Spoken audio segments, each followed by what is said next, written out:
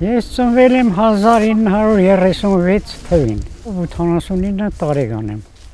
Ապրել եմ Վերի Սասունիգա, հին անունը Ղարաջալար եղել, 1962 թվին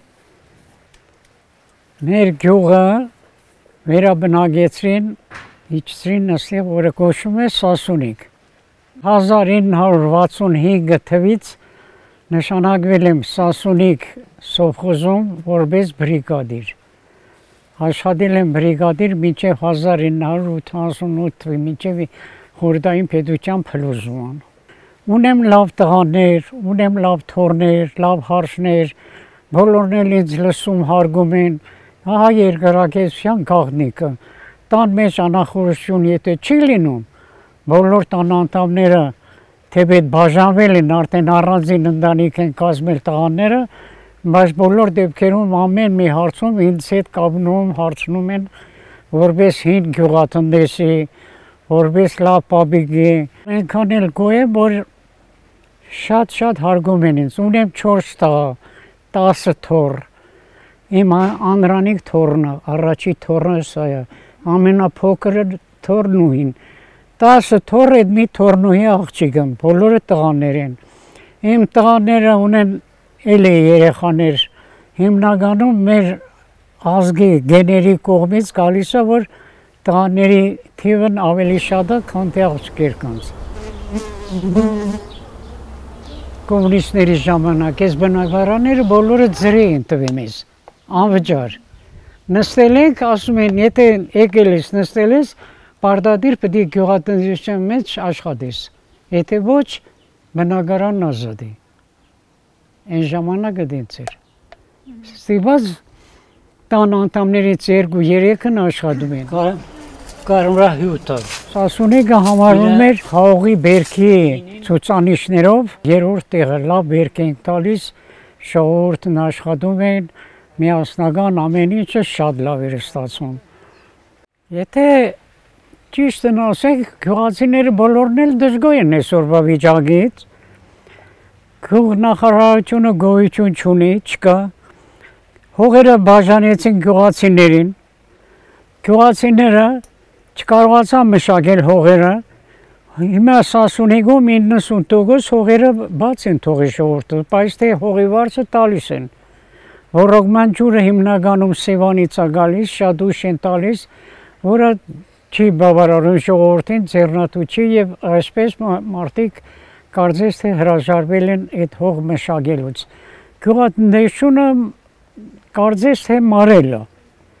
Առաջընթաց չկա, բիզնեսմենների մասին չեմ խոսում, հիմնականում փոքր գյուղացիներ, որոնք կես հեկտար հողատարածք է մի ընտանիքի, մեկին 1 հեկտար է հասել, բայց թե հնարավոր չէ, մեխանիզացիա չկա, հնարավոր չի մշակել, առանց մեխանիզացիայի 1 հեկտար հող մշակելը շատ դժվար է եւ ջրի խնդիրն է։ Ու բանից պարզվում է, որ խաղողը այսօրվա վիճակով այս թարմեն, ես բավականի թարմա ունեմ, հատուկ մշակում եմ, բան եմ անում, խաղողը ստանում եմ, օղի եմ պատրաստում եւ վերջ, իսկ խաղողի այգին դաշտը տվել եմ տղաներն է մշակում, բայց մշակում են, հանձնում են խաղողը պետությունը ընդունում է շատ էժան, հետո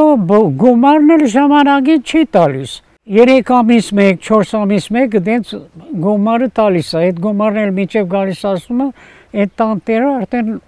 բավականին պարտքի տակ է։ Վարգ են վերցնում, վարգի տակ խեղդվել են ժողովուրդը, չեն կարողանում փակեն։ Այսպես ծանր վիճակ է հիմա գյուղացու վիճակը։ Այդ ժամանակ խաղողի մշակության բոլոր գյուղերի սովխոզ կոլխոզներ գոյություններ օգուտն էլ էր պետության, վնասն էլ էր պետություն, ուրենց պետությունը այնպես էր անում, որպեսզի չվնասվի եւ գյուղացին հողից չփախնի։ Սիրիայից ինչքան բաներ բերեցին, մարդկանց բերեցին գյուղերում բաժանեցին, որպեսզի գյուղատնտեսությունը զարգանա եւ բնակիչների թիվը գյուղում մնա, ոչ թե փախչի դեպի քաղաք, այլ գա դեպի գյուղը։ Գիտելիքը չկա,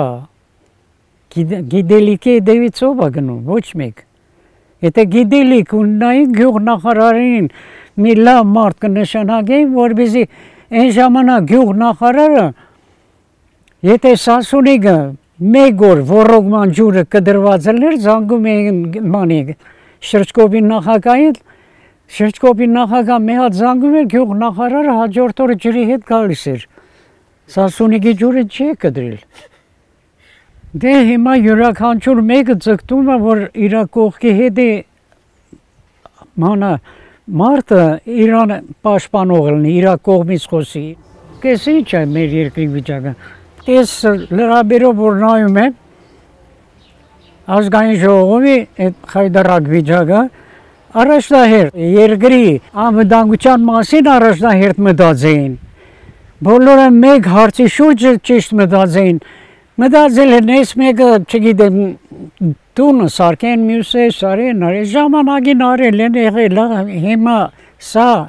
երկրի անվտանգության հարցով ոչ մի նշանակություն չունի։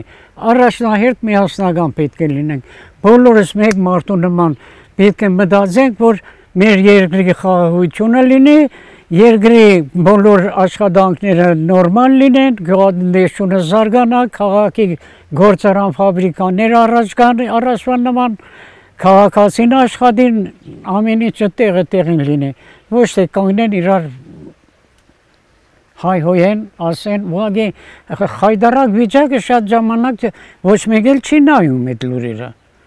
Երկրի ղեկավարը նախ լավ դիվանագետ պետք է լիներ եւ պահանջկոտ, խիստ։ Փաշինյանը այդ կողմից թույլ էր։ Ես լիդերը չունեմ, որ նայում եմ, շատերը խոսում են, լավ ճարդար խոսում են, բայց թե կարող է ինչ-որ կներես արդարացած փուչիկի նման խոսում են, ով որ լինում է, լինի խիստ, օրինական պահանջկոտ, բոլոր ղեկավարների նկատմամբ պահանջկոտ լինի, յուրաքանչյուր ղեկավարը իր դերում աշխատող լինի եւ յուրաքանչյուր ղեկավարը իր կատարած աշխատանքի համար պատասխան պետք է տա։